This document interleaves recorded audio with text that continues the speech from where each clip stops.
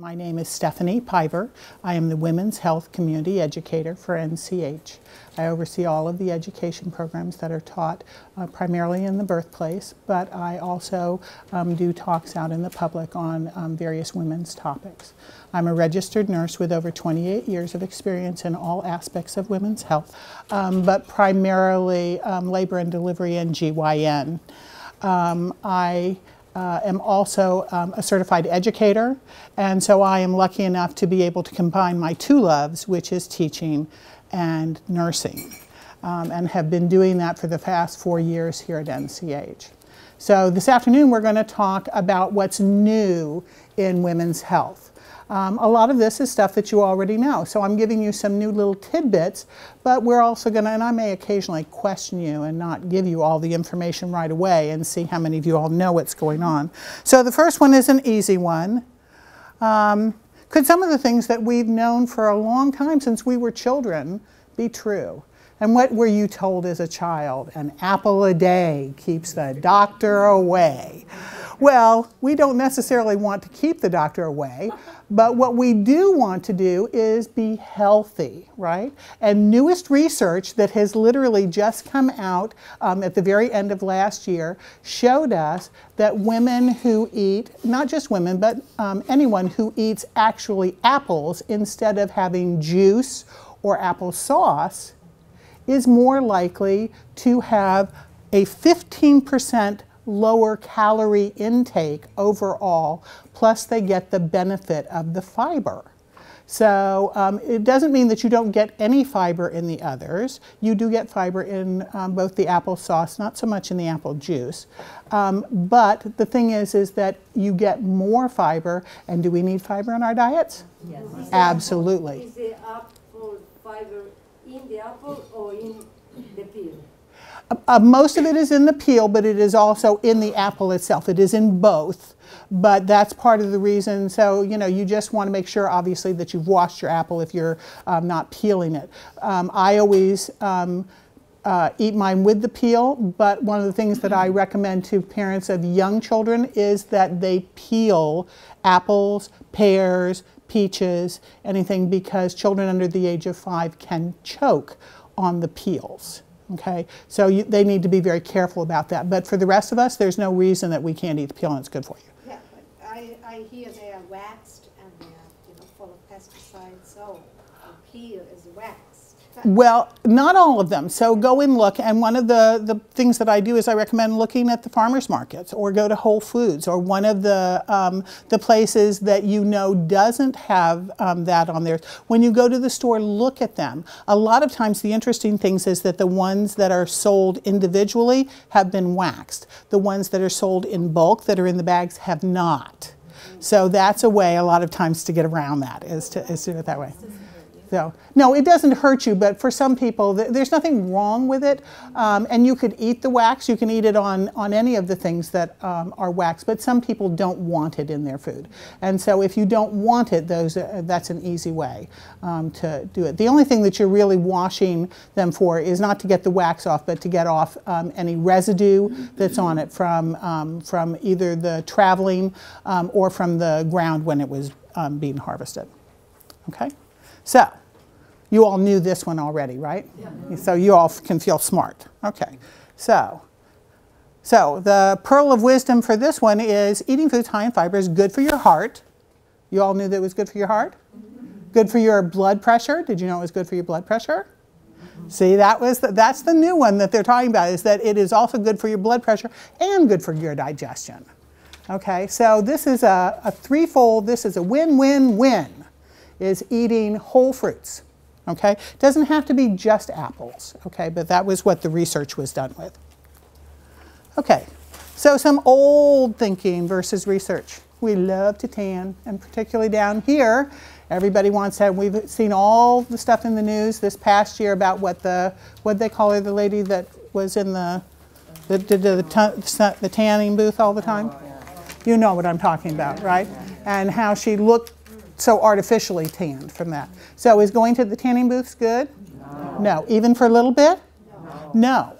No. And one of the reasons is because why? Why is it not good to get in the tanning booth? What do most people do when they get in the tanning booth? Do they put on sunscreen and everything? No.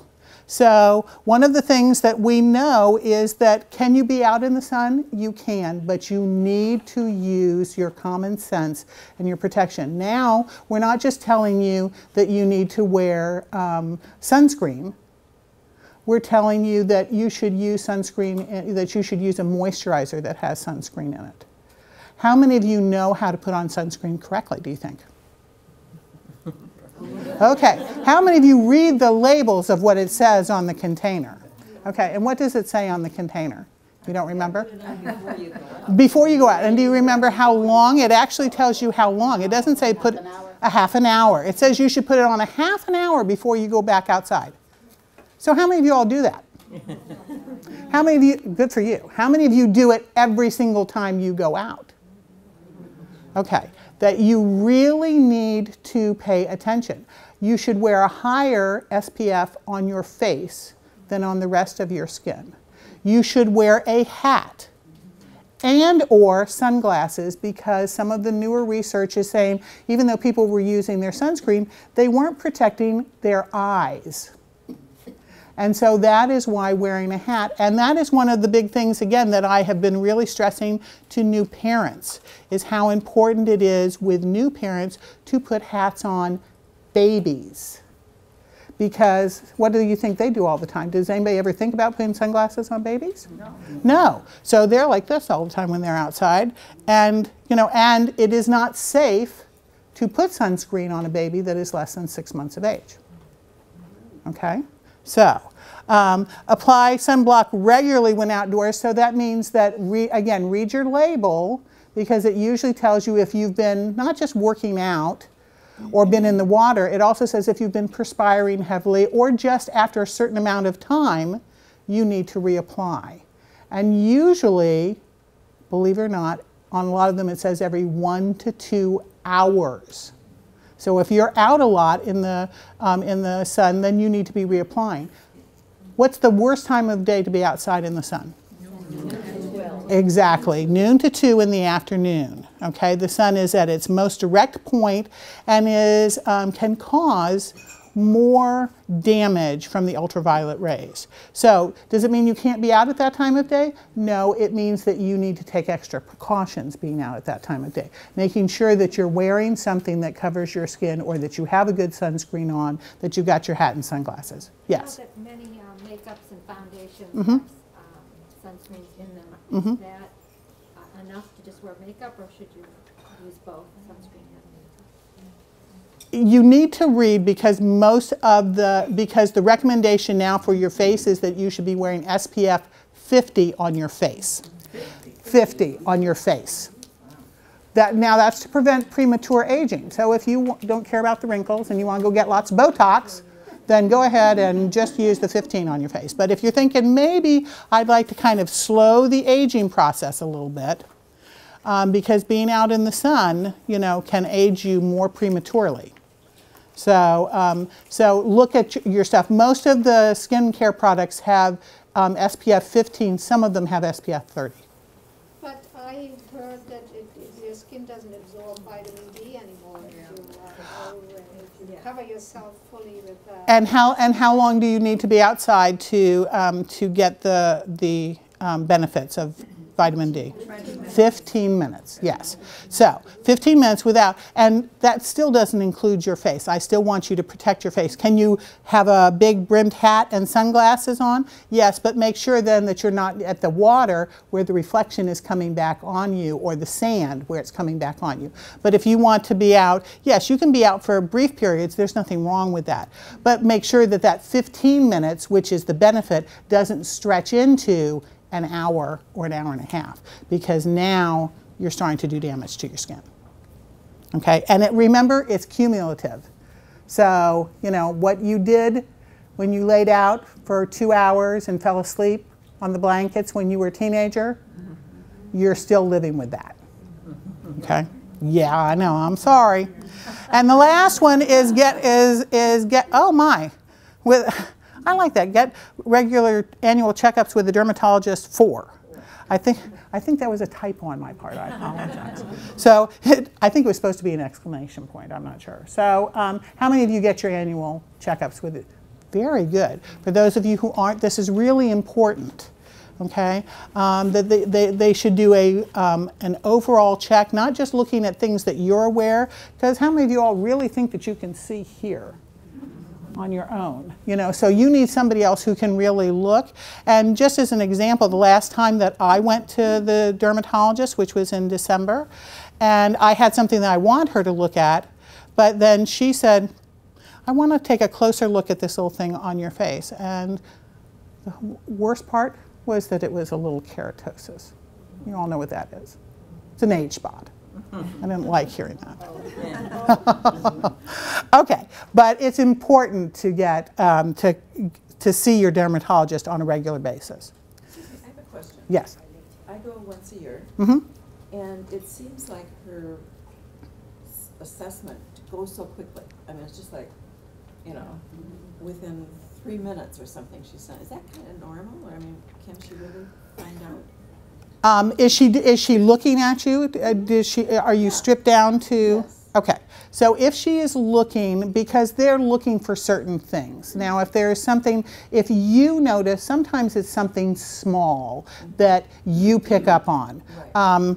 And an example, because this was why I went, was because I saw this little thing on my hand.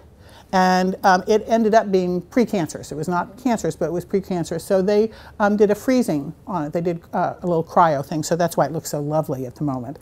But that it was that she saw that, and I had seen it and thought, you know, it's not looking the same as it was before, so I want her to look at it. But hadn't noticed the little one on my face. So for her, she went through and did kind of her checklist. I would say it only took about 5 minutes of her doing the stuff with me. So I think that that's pretty normal. However, if they find something, then they're usually going to be much more in depth with you, okay, as they, you know, do an overall. If you have any history of anything, then the next time you go back, they're going to be much more thorough. That was my question. How thorough are they supposed to be? They're pretty thorough. I mean, you know, I have been in an exam when I have been what we call the chaperone, the nurse there, and I have been the patient. So, and I would say most of the time those exams take approximately 5 minutes, but like I said, unless they're finding something. So if they're looking, you know, over you and they, you know, have their little piece, and so if they look and they stop and they see something, but most of the time it's like anything else. They're not going to be sitting there and going, oh my, let me see in between each of your toes, unless there has been an issue or you've noticed anything between your toes.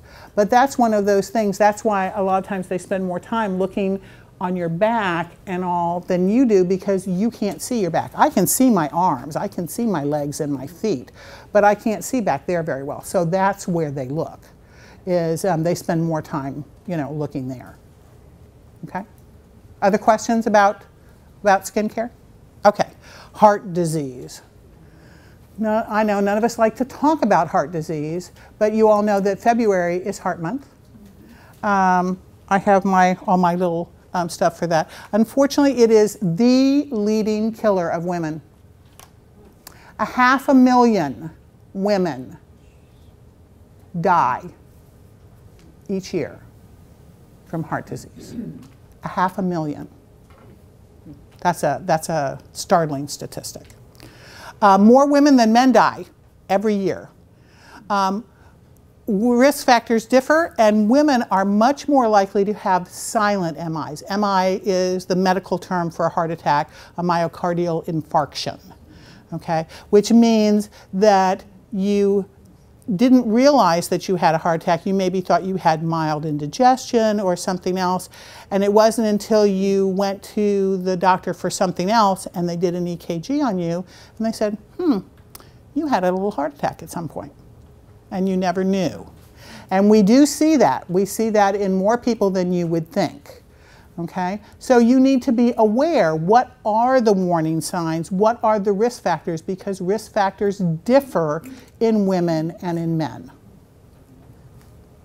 So what are the ones that are specific to women? And I get some jokes about some of the ones on here as we go through here, so we'll talk about it. Number one is being postmenopausal or having your ovaries removed. So if you've had a hysterectomy, even a partial hysterectomy, then that increases your risk. If you are postmenopausal for just because of age, also increases your risk. And that's because estrogen is one of the things that protects you from heart attacks. Yes? So when you said partial hysterectomy, That means if your ovaries have been removed. Okay, so if you still, because some people have just their ovaries removed but still have their uterus. So just having your uterus doesn't protect you. It's the ovaries that protect you because they're the ones that produce estrogen. Okay. Metabolic syndrome. Anybody know what metabolic syndrome is?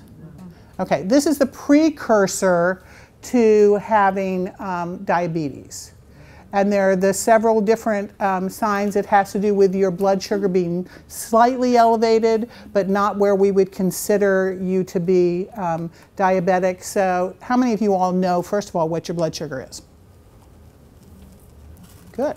Okay. So the rest of you, it is something that you should know what your, approximately what yours is. That doesn't mean you have to check it every day. I don't mean that. But the next time you go to the doctor's office and you have your lab work, ask them. Okay? We keep getting stricter about the guidelines for what is normal blood sugar. It used to be that normal blood sugar was up to 125. Then it dropped to 110. It is now 100. Normal is between 70 and 100. If you have blood sugars between 110 and 125, you now have one of the things that we consider as one of the markers for metabolic syndrome, which means that you are at risk for developing type 2 diabetes. Okay? The next one is abdominal circumference. How many of you all know how big your waist is? How many of you want to know how big your waist is? Most of us, it's kind of like, I really don't want to know. I think it's small enough. Okay, so it needs to be less than 35 inches. Okay, and part of that is because of if it's more than 35 inches, what do you think that means? It means that there's adipose or fat around your belly. And fat around your belly, fat in your midsection, again, increases your risk of heart disease. Okay, so all of these things are things that we need to pay attention to as women. And where do most women store fat? That's right, in their midsection. Okay. Elevated C-reactive protein, which shows whether or not you have chronic or long-term inflammatory process going on. So again, this is something that if you've had any kind of things going on, this is something to ask your doctor when they're doing your other blood work, if maybe they want to do C-reactive protein on you, and you want to know what that is. So one of the things that we put in the back for you was a little handout on tests, what tests you should have, and you can also keep that and write down what your results are so that you know, because it's important for you to know. Hypothyroidism, which means that your thyroid is not functioning normally. This is where you would end up feeling kind of sluggish, really tired, fatigued, but your thyroid also affects your heart, which a lot of us don't think of, but a lot of them, because it's one of your endocrine organs. Use of birth control pills. So I had to add the part that says prior use counts, because I had a lot of the ladies saying, well, I don't take birth control pills. I go, okay, you don't take them now. Did you take them 10 years ago, 20 years ago? Did you take them when you were in your 20s and 30s? If the answer is yes, it increases your risk. Now, your risk goes down a little bit once you stop taking them, but unfortunately, we have the issue that most postmenopausal, which means, that you don't have as much estrogen, or the birth control pills. So it's kind of like, okay, that's like a catch-22. It seems it doesn't matter. One way or the other, we're going to get you. How about yes. HRT for postmenopausal? And there is a lot of controversy about maintaining somebody on HRT for any length of time. Most of the physicians now and most of the research recommends that you not keep a patient on HRT for more than 2 years. Okay. Now, some of them recommend gradually tapering you off. So it isn't one of those things that we just say, okay, you were here and now we're just going to stop it. But we recommend that you gradually taper somebody off. So at the 2-year mark, we should start tapering you down over the course of maybe another year or so. And then usually the only reason that we keep you on the HRT things is for why? How many of you are taking those? Hormone replacement therapy. I'm so sorry. Hormone replacement therapy. Why do we keep you on hormone replacement therapy? To sleep? Why else? Hot flashes. Okay, so it is to help you with all the symptoms of menopause. Okay, and so by giving you those hormones which were there before from your ovaries, we keep you from having those symptoms. But believe it or not, you don't continue to have menopausal symptoms forever anyway. Okay, so I know. Some of us are going, really? Estrogen benefit. That's what I'm. Exactly, and so there's still some controversy, but they still feel that the benefits do not outweigh the other with this. Okay, and that's why, like I said, that is what most of the research is saying, is to start tapering somebody off. Now, everybody is different. If your physician recommends for you to stay on HRT, I would never question what a physician told me. I would ask them and say, well, you know, I heard at this talk that they said something about, you know, tapering it off after a certain amount of time. What do you think about that? And see what they have to say, because most of the time they're going to say, I understand, but for you, I'm doing it for this reason. Okay? So that's why I always tell you, you go by what your physician tells you, not the, you know, the general. This is general knowledge. So I'm not giving you specifics for each individual. Okay? So does that have a connection with breast cancer? The estrogen? HRT? It can, and that is one of the other reasons with, you know, with some people that, you know, that if there's a strong family history, if you have markers or whatever, they wouldn't put you on it to begin with usually. Will you be touching on bioidentical hormones at any time today during your presentation? Not very much, but I usually get questions about that. So when we get, you know, towards the end, because we're going to talk about vitamins and other minerals and stuff, and so we can talk about it then. I wonder what the question was that you answered. She was asking about estrogen affecting with breast cancer. And the answer is that a lot of times if you have strong family history or you have the markers or whatever, we wouldn't put you on the hormone replacement. Okay. All right, and the last one, which is the one that throws everybody off, is complications related to pregnancy. And again, usually most of my ladies in these classes go, it's been a long time since I've been pregnant.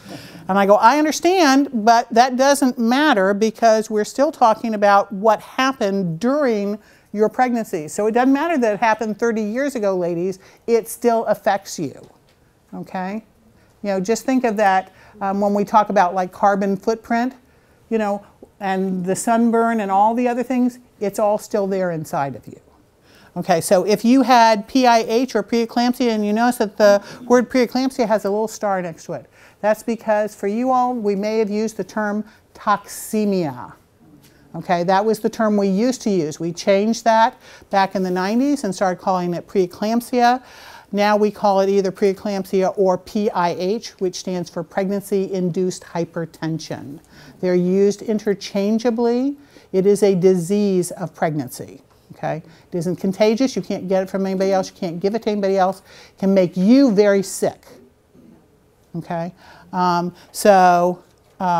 some of you may have had that when you had some of your babies. If you were a gestational diabetic or you delivered a low birth weight baby. So now usually with this we don't mean that you had preterm labor. That's not what we're talking about. So we're not talking about that you had your baby at 28 weeks and your baby only weighed 2 pounds. We're talking that you had a baby close to term and your baby only weighed 4.5 pounds. Okay, so if you had that, that's what we're talking about. Okay? So, what are the symptoms? Remember when we talked about the silent symptoms? What are the symptoms that are more likely in women? Number one is indigestion or gas-like pain. A lot of people think that you're going to have that crushing pain. Oh, I'm going to know when I have a heart attack. Okay? No. No. Most of the time, it masquerades itself as something else. So, dizziness, nausea, or vomiting.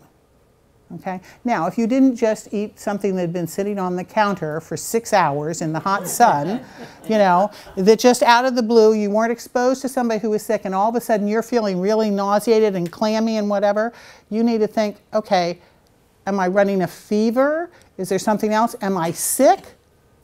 Or maybe these are early warning signs of heart attack. Okay, so particularly for you ladies, clamminess, dizziness, nausea, vomiting, unexplained weakness or fatigue, discomfort or pain between your shoulder blades. Okay, not after lifting 2 suitcases, you know, in and out, but hot burning sensation or tenderness to touch in your back, shoulders, arms, or jaw. Sometimes it can be radiating up or down. So you may feel kind of like, I had one lady tell me that it felt kind of like she had TMJ. She said she just had this, you know, this kind of tingly sensation in her jaw and kind of came down a little bit. And she said, but it just seemed a little bit different. And she said that the only reason was because she remembered somebody else saying that women's heart attacks could be different. And she went to the doctor, and indeed she was having a heart attack. So recurring chest discomfort or no discomfort at all. That's the silent one. Is that usually then you're having one of these other symptoms and not any chest discomfort. And the last one is the one that I tell all my patients. Whenever I'm telling them about calling their doctor, talking to someone, anything, is pay attention. Who knows you better than you? If you have a sense of impending doom, you have a sense something's wrong, trust yourself. Okay? Listen to your body. I would always rather, and I think that if you talk to your physicians, they would say the same thing. We would always rather that you err on the side of caution and call someone. Let us see you. Then wait at home until we can't do anything for you. Okay? And that can happen. So okay. Those things are individual. If you could have just the dizziness. That's right. You could. It doesn't have to be. You don't have to have all of them. So, you know, but you could have, you know, it's kind of like going for Chinese food. Okay? That's the way to think about it. One from column A. You know, that's what I got. I got one from column A. That's all I had. Or you could have, I want one from column A, one from column B, and 6 from column C. And you know. Go for Chinese food and get that nausea. So, and some people do from what? What's the thing that causes that with MSG? So if you know that you're sensitive to MSG and you get the nausea after going for Chinese food, then then you go, okay, that probably isn't the heart attack. Okay? All right. So here's what's new, and this is new information that is out. This is new research on diastolic heart failure. Okay? Among people with heart failure, women suffer more than men. 67% of women that have heart failure have diastolic heart failure. Only 42% of men have it. So it's very one-sided. Okay? It is characterized as a chronic and progressive disorder. Okay? People with DHF have stiffness and hypertrophy of the left ventricle, which contributes to the inability of the ventricle to adequately relax, expand, and fill with blood. So what does your heart do? It does this. And it makes the noise. Do you all remember what noise your heart makes? Thub-dub, thub-dub, thub-dub. Okay? So we're saying that on the left side, it isn't squeezing as much. So it isn't pushing the blood across. So so the heart isn't emptying the one side and then refilling. It's just kind of sitting there with that blood on the one side. So it can be very dangerous for people with this. Women tend to experience greater levels of activity intolerance, fatigue, pulmonary edema, jugular vein distension, and S3 gallop, which is so that that thub-dub doesn't, or lub-dub doesn't sound the same. It's kind of thub-lub-dub, thub-lub-dub. So it's a kind of, because there's that extra thing in there, as that your body is trying to push that blood across the heart. So what do we need to do? Well, first let's talk about what your risk factors are. So number one is age. Can we do anything about that? Nope. Nope. So, but here's the good news. What's the good news? Women tend to live longer than men. Okay, yeah, yay. So they have a higher incidence of DHF, especially in later in life. Although I'm not sure anymore that I really like that it says over 50. Because I'm like, I'm in that category. So, you know, seeing that it says that, it's kind of, that doesn't seem to be the risk factor that I want to hear about. But with a lot of diseases now, is one of the risk factors age? Yes. Okay. So what are the other risk factors? Hypertension or high blood pressure. Diabetes. So have we already talked a little bit about both those? Valvular disease, which is, you know, your heart has valves which open and close to push the blood. So if it's, again, if they're kind of stenotic, that they're not opening and closing well, then that can cause that. And obesity. And of course, we all already know the bad news about obesity in the United States, right? Do you all know what the statistic is of how many of us are considered obese? Not overweight, but obese adults in the United States? No, luckily that are obese is 50%. 50% of adults are obese. 50% are obese. 50%? 50%. Half of all adults are obese. I heard 45 this morning on the news, but that's close enough. I was going to say, well, you know, again, I think if you look at different studies, so if one study says 45 and another one says 50, but we're still talking, you know, that with most things, if you see statistical error, there can be a few points. But the bottom line is that that extra weight puts an extra strain on your heart. It can cause diabetes. It can push your blood pressure up. It can do a lot of things. And that even a 10% loss in weight, and we're just going to take, because I don't think anybody in here weighs that much, so I'm just going to say, so if anybody weighs 200 pounds, 10% is 20 pounds. So if you lose down to 180, you significantly decrease your risk factors by losing that 20 pounds. So if you're at 150 pounds and you lose the 10%, now we're talking about 15 pounds. Okay? So it becomes a little bit more manageable instead of looking and saying, well, according to the scale, according to those special scales that they do, my ideal weight should be 123 pounds. And you're going, and how many of us are going to weigh that after, you know, our freshman year in college? Most of us probably no. But you need to try and get closer to that. So lose that first 10% and then see how you're doing, and then see about going for maybe the next 10%. Okay, but don't get yourself all in a lather about, okay, I've got to lose, you know, 50 pounds tomorrow. Because is that why people give up diets? Absolutely. Because you say, well, you know, it's not going to happen. And I don't want you to do the starvation stuff because none of that works.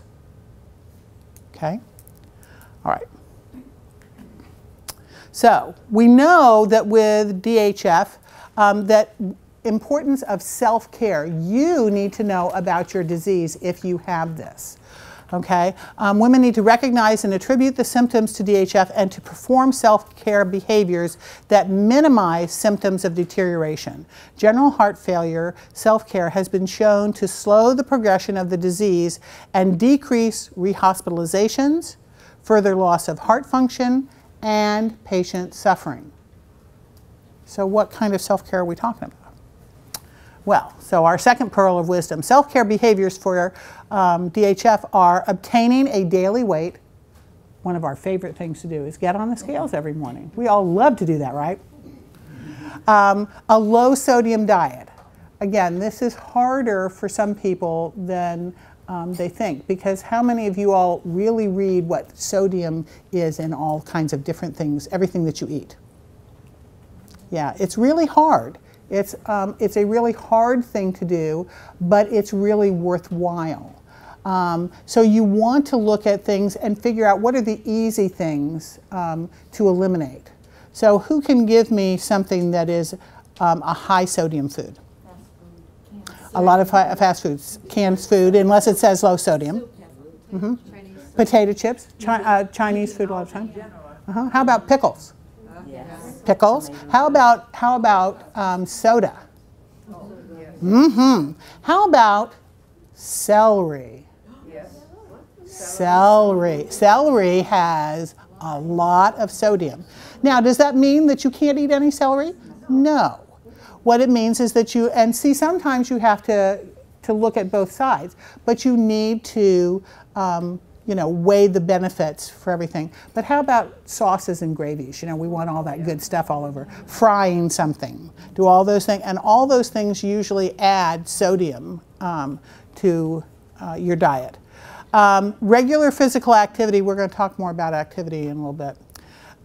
Being aware of the symptoms such as shortness of breath, lower extremity edema, and activity intolerance.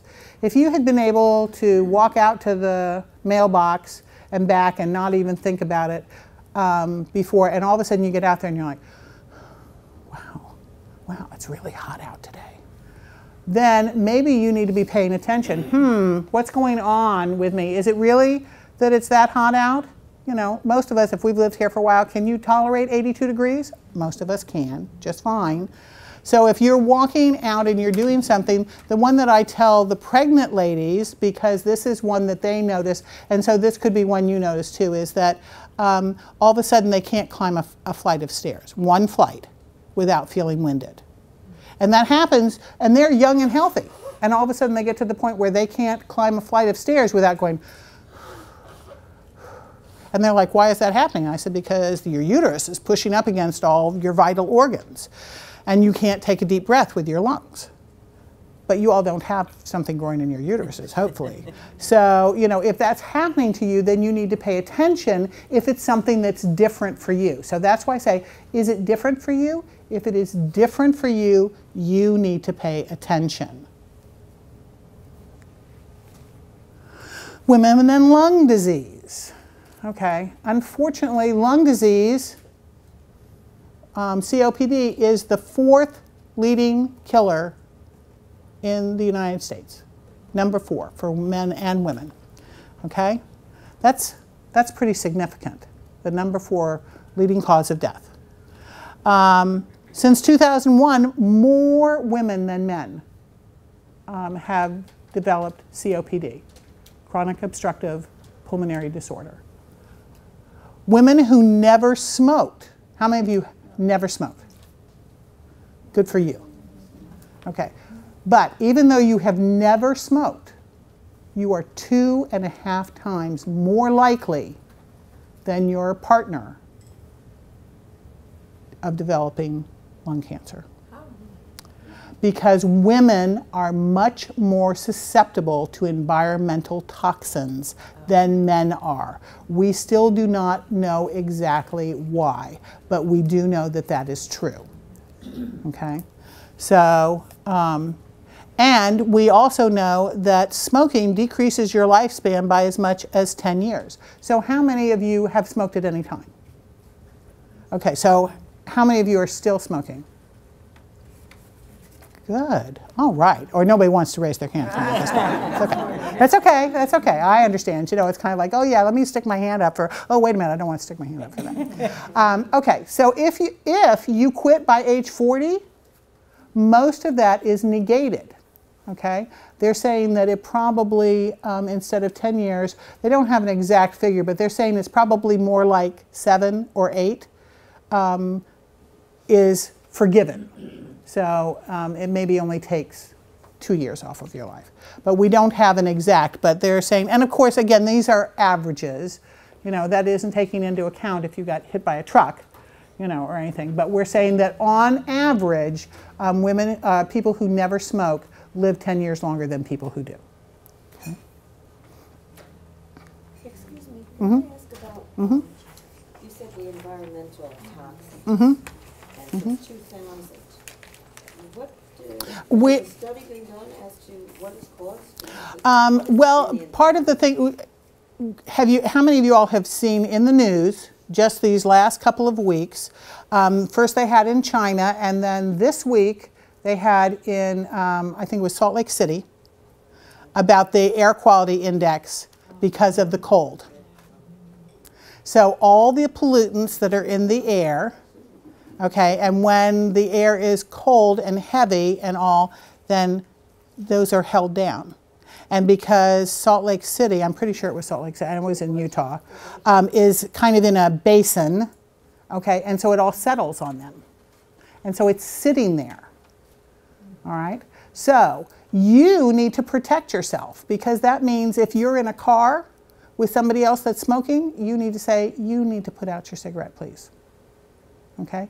Should you let people smoke in your house? No. So they need to go out on your porch or stand outside and smoke. I mean, ideally not at all, but the thing is what you do not want is you do not want them smoking in your house. It gets into the other things, but the thing is people think, oh, well, it's gone. Is it gone right away? No, it's not gone right away. Those tars and everything are on your walls and your fabric. Mm-hmm. Women may be more exposed to toxins because of all the cleaning stuff.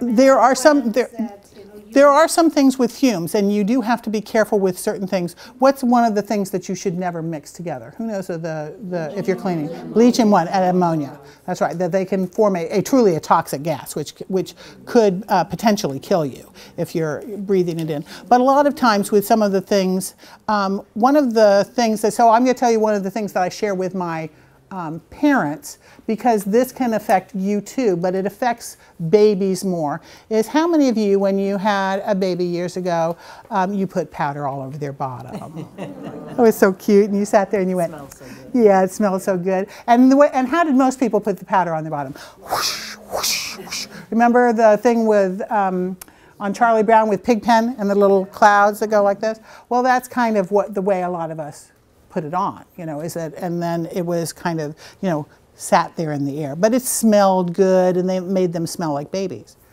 But now we know that's a really bad thing to do.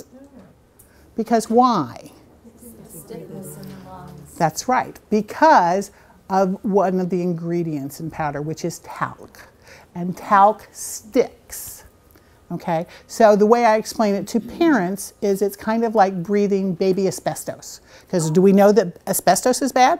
Yep, same thing. Well, think of this, because where's that baby's face? I mean, they're little. I mean, for me, if I'm putting it, and even if I'm doing this, I'm way up here. Okay, but the baby is only this big. So their face is right near all that stuff while you're sitting there, doing that. So I tell them if they're just determined, first of all, they don't need powder, but if you're determined, so I'm telling you this as some of you as grandparents or potential grandparents for some of you maybe, that if you're just determined, you put a little bit in your hand and then you rub it on the baby. So no doing this. So is baby powder dangerous for adults? Yes, it can be if you're using it that same way that I said. Can you put a small amount on and rub it in? Yes, that is okay. But should you be breathing it in? And the answer is no. Any of that kind of stuff. Do you want to breathe in dust? Can you tell when the allergy season is here and you get the pollen? Well, it's the same kind of stuff. So even though you may not be aware that you're breathing it in, you are. So if you're using powder, be careful how you use powder. You want to be careful with anything like dust, powders, spray paints. Yes. Anything that's an aerosol, you're absolutely right. As you age, your lungs get stiffer, and then you're adding that compounded product or whatever. That's right. Lungs. Is that with hairspray too? It can be, yes. Yes. You're better off with instead of the aerosol, the pump one, but you still need to protect yourself because, again, it tends to do the droplet. So you need to think about that. That if you're smelling all of that into your nose, then you're probably getting some of that into your system. And I use mine, I usually go outside to spray. It isn't very often, but if I do, I'll go outside and do it. Okay, I like that. Yeah. I've noticed even the PAM aerosol spray can really affect me if you refuse to use. And see, a lot of times, that's why I say pay attention to your body. Your body tells you with a lot of the stuff. So if you notice that, then for you, what you probably need to do is the better thing is to get a good canola oil or whatever and put a little bit on a paper towel and wipe it around in whatever instead of using a spray. Because again, a lot of people think, oh, that there are no calories in that. But if you read what it says about how long you should spray for the no calorie, it's like, yes, it's 1 second. Anything more than that, so, you know, when you're going, okay. All right, so lung cancer. Lung cancer, this is also a very, you know, not a very happy statistic. Lung cancer kills more women than breast, ovarian, and cervical cancer combined. Combined every year. And yet, how many of us talk about lung cancer with women? And the answer is we don't. We talk about breast cancer, we talk about ovarian cancer, but we don't talk about lung cancer. And it is really important because you're more likely to get lung cancer than you are the others. Okay? Faster killing cancer. Yes. Yes. Other ones are more. Yes, are slower growing. You're absolutely right. So it also causes more deaths than any form of cancer in both men and women. And the women diagnosed with lung cancer has risen steadily over the last 20 years. And again, this goes back to environmental toxins, breathing things in. We think that that is a big thing. Secondhand smoke is a big one. Remember that 2.5 times. Okay, smoking, because again, we're now starting to see the effects of all, because when did women really start smoking in this country? In the 40s, right, during World War II and right after. Okay, so we're starting to see the effects of that. You know, we started seeing those effects back in the 70s and 80s of long-term smoking with people. You know, when we first came out, okay, wow, there are all these issues with that as more and more people smoked, and people started giving it up. But we found that since the 90s, that number has continued to rise for women. Even with all the bans in the restaurants, it's still going on.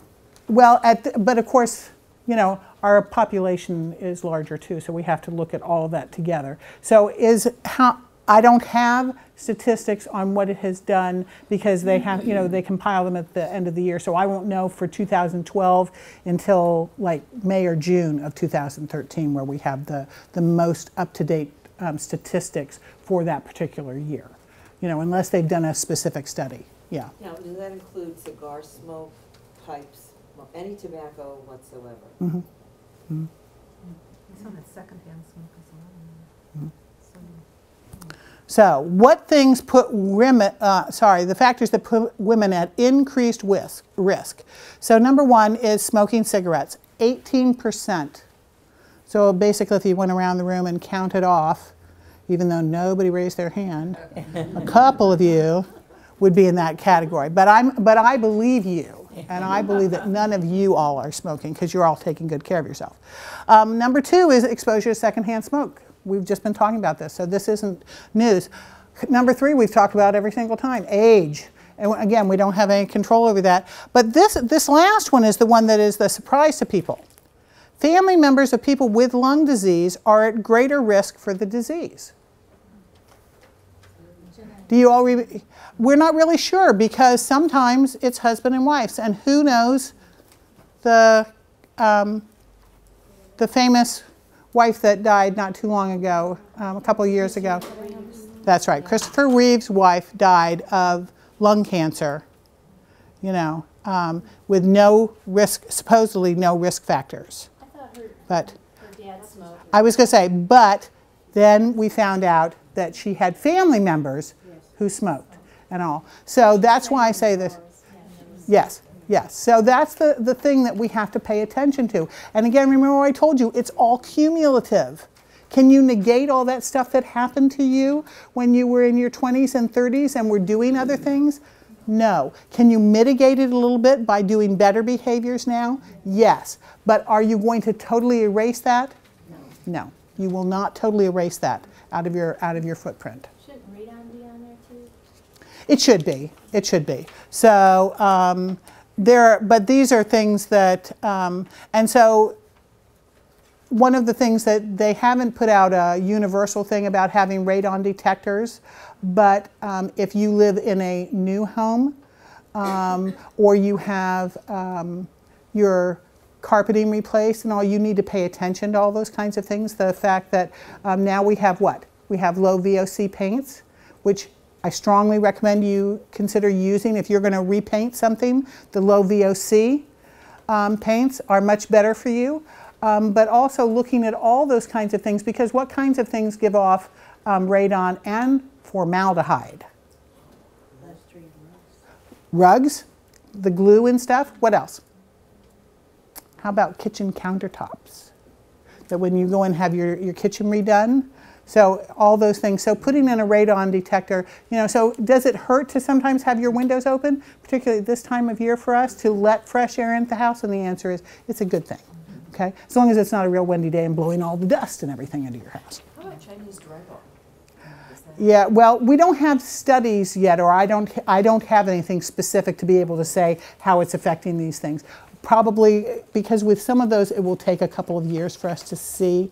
We have seen people that have had issues with breathing problems and with skin problems, but whether or not I can't give you any kind of a statistic about things like lung cancer or anything with that.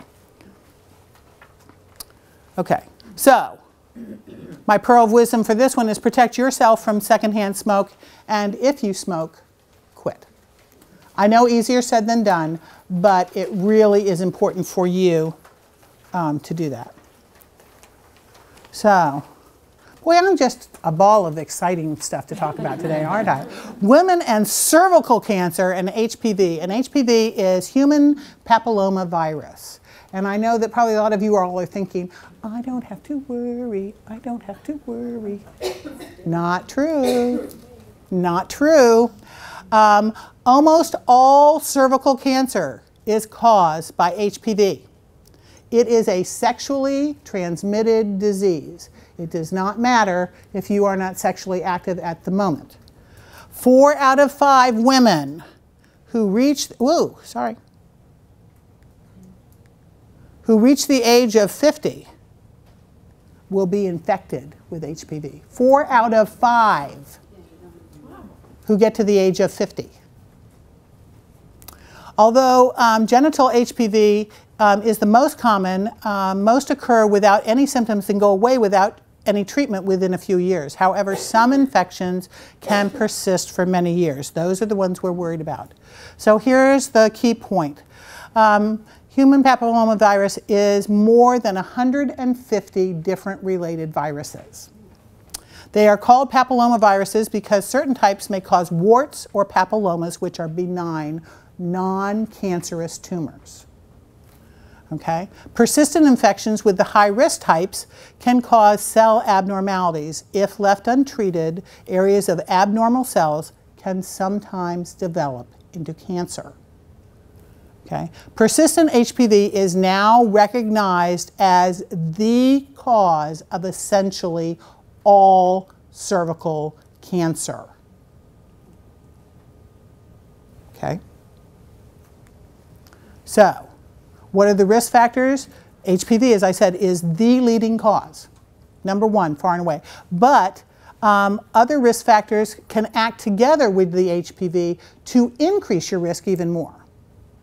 Okay, and those are sexual history, so if you've had multiple sex partners, and the reason being, and do you know what we consider multiple? 5. More than 5. If you've had more than 5, more than 5, then we're not even going to talk about double-digit numbers. So, okay. So, long-term use of birth control pills. So, what's long-term use? I was just going to ask you all. What do you think long-term use is? Of birth control pills. 5 years. I was going to say that actually they say 3 years or more. Okay, so if you were on them continuously for 3 years or more without a break, then that is a risk factor. Having 5 or more children. Anybody in here have more than 5? Okay. So see, you have something that you can say, I don't have that. But you're still saying these are all layered over. Yes. The virus from a sexual pregnancy. Yeah, that's what human papillomavirus is contracted through sexual contact. Okay, that it is a sexually transmitted disease.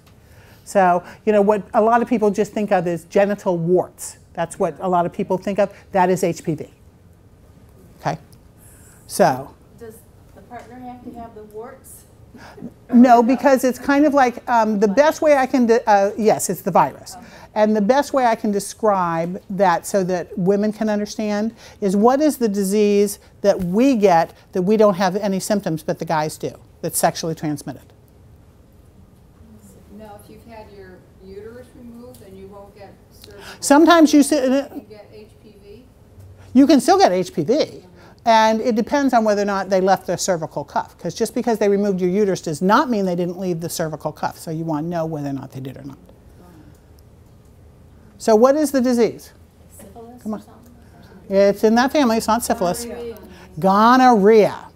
Men have symptoms when they have gonorrhea. Women do not. Okay?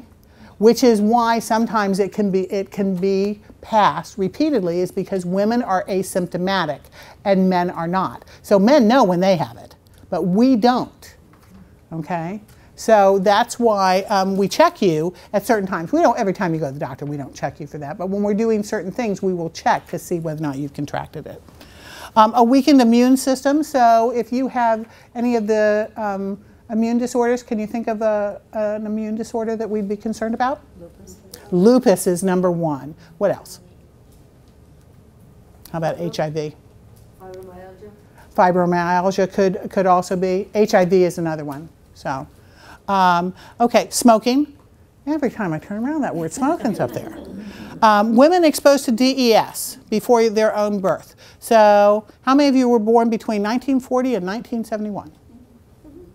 Okay, so for any of you who were in that age bracket, you want to find out from your records whether or not your mother took DES during her pregnancy with you. We don't care about if she took it during a pregnancy with another child or any other time, but if she took it when she was pregnant with you, it can cause problems for you. Oh, it has this really long, I don't think I can even say it, it's diestryl. Yes, thank you very much. You want to say it one more time so that they can hear? Yes, diethyl, I could do the first part, the sebesterol. Okay, it was used for women primarily through the 60s until they found that they started seeing some issues with babies that were born. But again, it was one of those things that it wasn't like thalidomide where we saw the deformities. This was something that what usually happened is that the women born to women who used DES had reproductive issues afterwards. Okay, lack of regular Pap tests. How many of you all have had a Pap smear in the last year? Okay, now how many of you all think that you have to have a Pap smear every single year? Good, not all of you do. So my recommendation is that you talk with your physician about how often you should have a Pap smear. Okay, usually we tell you that as you get older, you don't have to have them as frequently. But up through the age, depending on who you talk to, of either 50 or 60, you should have them every year, unless you are postmenopausal and you do not have a sex partner at the time. But that doesn't mean that you don't have any. It just means that you won't have them as often. So talk with your physician. So this pearl of wisdom is know what your personal risk factors are and have regular Pap tests done per your physician's recommendation. The physician yes. said because you don't have a uterus, you don't have to have one. Is that true? again, one of the first thing that we want to know there is whether or not you have a cervical cuff. And some people, the physicians leave the cervix when they take out everything else. I was going for mine regularly, and then he said you don't really have to. If there is nothing, if there is no cervix, no uterus, you know, no nothing, then do you need to go in to have a pap smear? And the answer is no. Do you need to have a pelvic exam done and have other things checked? And the answer is yes, you absolutely do. Even if you have a total hysterectomy, if you had a total hysterectomy, you still need to go in and have a check done. Absolutely, you absolutely do, because there are other things that can be going on besides cervical cancer, and hopefully cervical cancer isn't going to be going on. But okay, so we've talked about. I think we're past all the downer kind of things. So let's talk about some upbeat things. Okay, vitamins and minerals. Never take over the recommended daily allowance unless instructed to do so by your physician. More is not necessarily better. And you need to make sure, particularly with certain things, particularly things like fat-soluble vitamins, that you do not take more unless you have been specifically told to, because they build up in your body and they can create toxic levels. Okay? And who knows which one of these is a fat-soluble vitamin? A is a fat soluble. It is, but it's not on my list. E, that's right. E is a fat-soluble. So B, C, and D are water soluble. A and E are fat soluble. All right, so B6, what do we use B6 for? For your nerves. Yeah, part of it. And for fatigue, and for PMS symptoms, and for what they call irritability, so I guess, you know, our nerves. And for depression. Okay, so this is one that that is a good one to take. Does anybody know another one that fits in here? That one of the B complex ones? B12. Okay, so and niacin fits in with those as well. It's part of the B complex. So with them, what is the negative with niacin? You can take niacin, but what's the negative with niacin? Anybody know? It can cause flushing. So you need to be careful, although there are now versions of it that are, you know, that have decreased flushing. So you want to look at that when you're taking it. Okay, so magnesium. Why would you take magnesium? Yes, one of the big ones is leg cramps. For bone health, it can help with that. It can also help with muscles and with headaches, particularly if you're having PMS symptoms, weight gain, breast pain, which I thought was interesting, but primarily it supports bone and muscle health. So if you remember that new little commercial and the thing says, you know, do you support, you know, muscle health or whatever, and the little magnesium guy says, I support bone and muscle health. So now you can say, see? Calcium. Bones primarily. And what's the best source of calcium for you? Dairy, low-fat dairy products. So why can't you just take a bunch of pills? Absorbability. Exactly. It isn't as well absorbed. Okay, they're now doing some studies about doing a combination of taking vitamin D with what? Calcium. With calcium. So they're putting see, I did it backwards to see if y'all, it was like, are you, because I confused you, you were like, what? So that they have some things about taking vitamin D with calcium and seeing if it helps with the absorption. But one of the other things that you need to know about calcium is you need to, if you're taking a supplement, rather than getting it in your diet, and we recommend that you try and get as much of it in your diet as possible. But if you're taking a supplement, you need to look at the label and make sure that it says calcium citrate, not calcium carbonate. Why? Do you know what calcium carbonate is made out of? Stone. Not stone, but you're close. Shells. Shells, yes. So are they easily absorbed by your body? No, no. So, but it really helps with any of these to take them with food.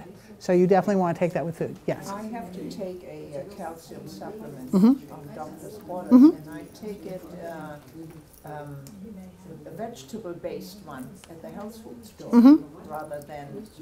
Right, which is a good thing. The only thing is make sure that you really read your labels. A lot of people think, well, if I go to the health food store, it's better.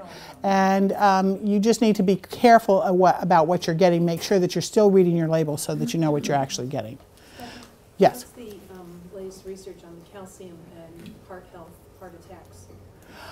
It's kind of out at the moment because they had been saying, oh, they felt that it was protecting you. And I just read an article and I didn't have a chance to add it to this because I literally got it this week. And it's saying that we're thinking that it doesn't have as much heart protection as we had previously thought. So, yeah. So, but a lot of it, they were looking at the combination with that and the vitamin D. And so it's kind of, I want to really read and see what other kind of research they had done on it. So at this point, is it hurting you to take the calcium? No. But is it doing all the things? Is it the wonder drug? It's not that either. And you have to remember that about almost everything. So that was a good question. But I read in between that if you take too much calcium, it depletes your bone density, so it takes it out, and I don't understand, how that can happen. I'm not familiar with that specifically, but like I said, a lot of the studies now are saying about taking the vitamin D and the calcium together.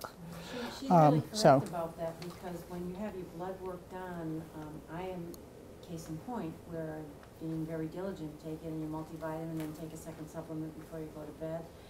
And my calcium was far above the recommended level, and my physician called and said, take nothing because you're pulling all the calcium from your bones. So sometimes we're damaged. Right. So that goes back to this. Correct. About not assuming that more is better, and that if you're taking a multivitamin, read what it says on the multivitamin label. So I'm glad that you all brought that up. So I have heard some information, but it's not something that I can come out and say I have research on it. So, and I tend to be careful about telling you stuff that I don't have research-based information to give you. But what I can tell you is that I see a lot of people who they take a multivitamin and then they take vitamin E and then they take vitamin D and calcium and all this other stuff. And I go, did you read your vitamin? Doesn't it say it's 100%? Oh, well, yeah, but I thought, I go, you don't want to do that. You don't want to be taking 5 times what the recommended daily allowance is.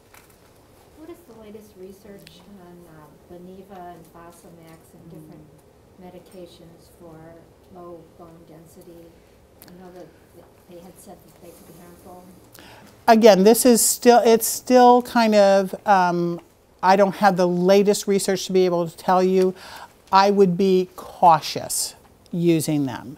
They have had a lot of issues with it, and some of it just goes back to how you take it and the fact that swallowing it and that you have to sit upright for a certain amount of time and all. So, I would look at, is there something else I can do? Are there less invasive ways? Can I do it through diet? Can I do it through other things before I do that? And talk with your doctor. But I agree with doing due diligence too, of looking up stuff and saying, what is the latest research on something? So the last page in this gives you what I used for my research. So. How do you absorb vitamin D through the sun or your skin or whatever? Like how long do you have to be? How long?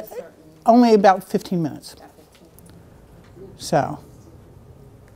But how much do we, in average, get with our food if we eat healthy with drinking? With vitamin D? Not usually enough, but look, with calcium, if you are eating the dairy products, things in the milk group, low fat versions, you can get pretty close if you're truly doing what is your recommended daily allowance of those, because most women do not eat that recommended daily allowance. It's kind of like, well, I don't like milk. With not, like more fat in the dairy products? Yes, and see that's the, so. What is the, because you always say low fat, why not whole milk? Well, can you have whole milk? You can, but then that's adding extra fat to your diet, and you really want to keep, you know, the amount of fat in your diet fairly low. I'm not saying a no-fat diet, but the thing is that if you're eating whole milk cheeses and whole milk and ice cream and all, when instead you could have frozen yogurt and low-fat milk and the part skim cheeses, you know, it saves you in calories and fat, is healthier for you, but you're still getting the calcium benefits. Like a good slab of brie, though. I agree with you. I love brie. Do you recommend taking fish oil? There is some evidence if your physicians recommend it. It is one of the sources of the omega-3 fatty acids, and you know, usually you want to look at what kinds you get, so that you're not getting something that that either has the terrible aftertaste, because some of them do, and when to take it. But let's see, I do have something in here about that, I know.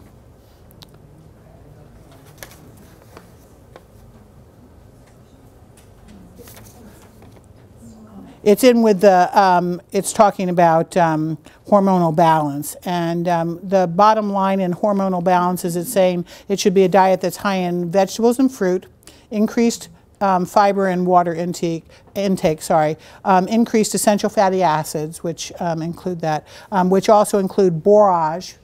And I still have not, every once in a while I have somebody who tells me what borage is, but it's some sort of a vegetable. It's a what? It's a plant. Isn't it a root plant? Is it a root? No, the borage I know has leaves. Okay, but it isn't something that grows underground? Perhaps there is a type that does. Okay, I don't know. That's what somebody else had told me. I need to find out about that one. Flaxseed, avocado. You like avocado. Olives and fish. Okay, I know, but you know, there are things that you can do, and you can put flaxseed in things. So, you know, get the whole grain breads. Get something and either grind up the flaxseed or get some of the ones that have that sprinkled on the top. You know, that's an excellent source for you, and it's, you know, it's good for you. Yes? I was going to say, getting back to the calcium, for those who are lactose intolerant, almond milk is a very good source from what I understand. Well, and now if you actually look on labels, because a lot of things have started being fortified, like they started being fortified with vitamin D, that if you look, there are certain things that are fortified with calcium. And one of the weird ones to me is orange juice. Yeah.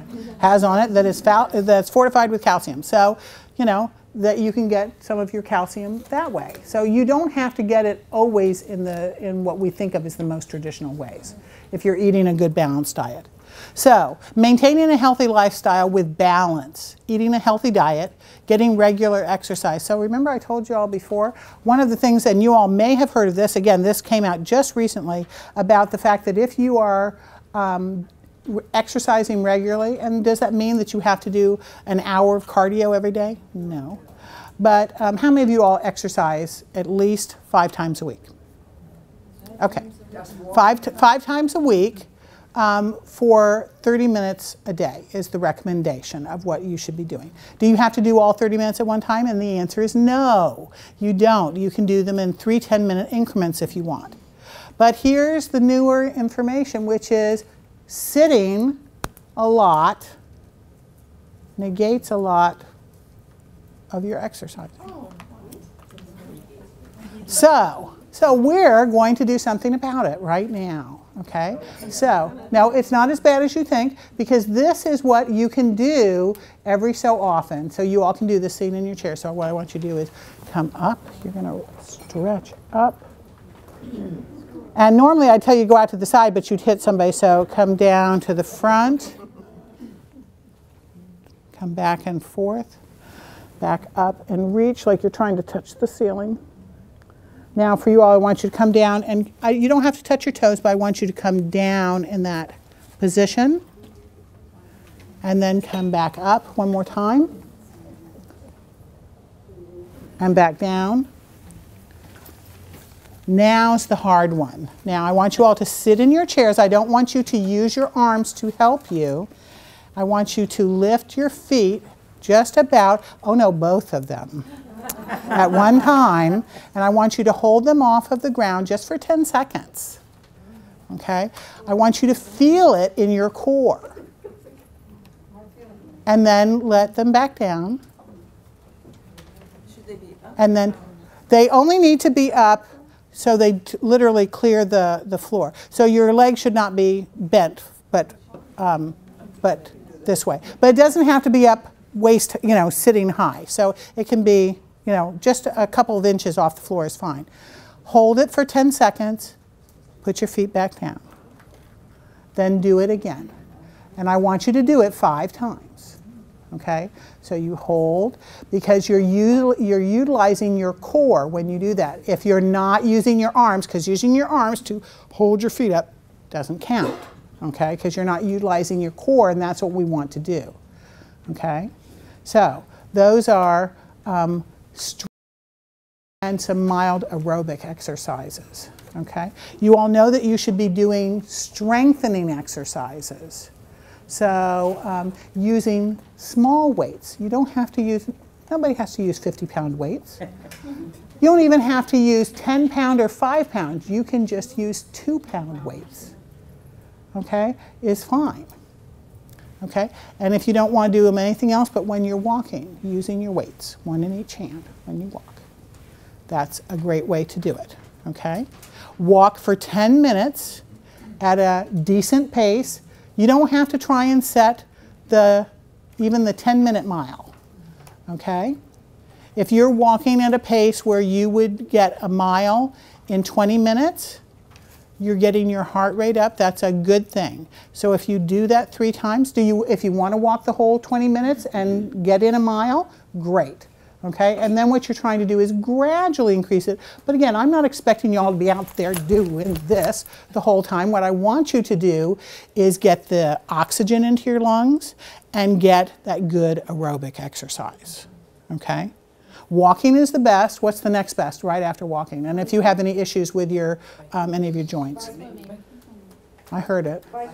Not biking. Swimming. So, and if you don't like to swim or you're not a swimmer, guess what? You can walk in the pool. Go to one of the pools and use the little things and do walking the lanes in the pool instead of swimming them. Then, The pounding that your bones need, that's the problem. your bones don't need pounding. I thought they did. No, they don't. No, they don't. That's why we came out with low impact. So they don't need that. They need they need the other things, but they don't need to be pounded. So it's the stress from lifting weights is enough to. yes, that's the resistance. So it doesn't need to be that. So just using and doing the little with 2-pound weights will help where? Here and here. So, okay. Participation in stress management. Any of you all ever feel stressed? Okay. So one of the things is you need to think about, why are you stressed?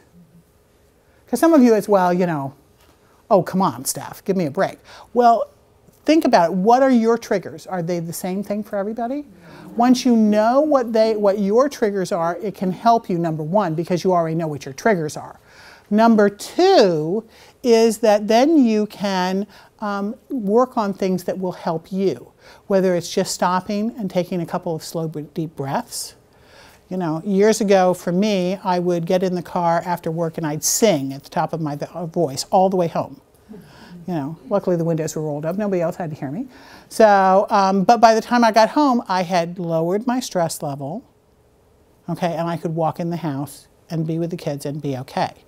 All right, so it's not the same for everybody, but some of the things, again, that I teach my young moms is that some of the easiest things to do is to do visual imagery or biofeedback, deep breathing, closing your eyes and just taking a few cleansing breaths. Okay, all of those things will help you, And when possible, learning about what things you can maybe eliminate as stressors. Some of that's easier said than done.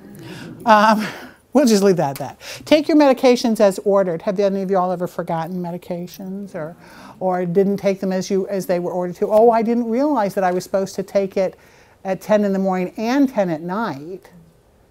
You know, so read the label, ask your doctor, understand what it is you're supposed to be taking. If it says take with food, you need to take it with food because that helps absorption. If it tells you not to take it with food, and some of them tell you that, you need to wait for at least 1 hour after you've eaten before you take that particular medication. You all also know, I'm sure, about the fact that you should be very careful about taking grapefruit juice or eating grapefruit with multiple medications.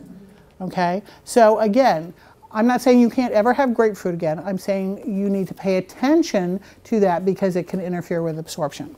I have a question about the amount of medications. Mm-hmm. I hear again and again that women are overdosed.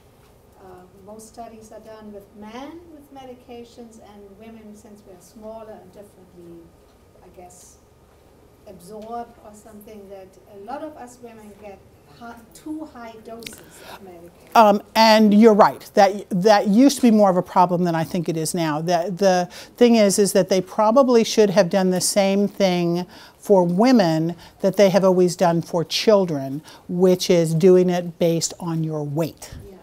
Okay, that's how they give medications to children. We don't just give them a dose, we give it to them based on their weight.